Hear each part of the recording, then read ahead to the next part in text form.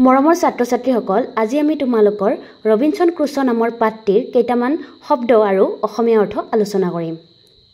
প্ৰথমতে আছে shocked, SHOCKED, shocked. shocked শব্দৰ অসমীয়া অৰ্থ হ'ল স্তম্ভিত হোৱা। scared, SCARED, scared. scared মানে হ'ল ভয় খোৱা। safe, SAFE, safe মানে হ'ল সুৰক্ষিত। moment, MOMENT, moment মানে হ'ল মুহূৰ্ত। terrible, TERRIBLE, terrible, terrible মানে হ'ল ভয়ানক। earthquake, ERTHQUAKE, earthquake, earthquake মানে হ'ল ভূমিকম্প।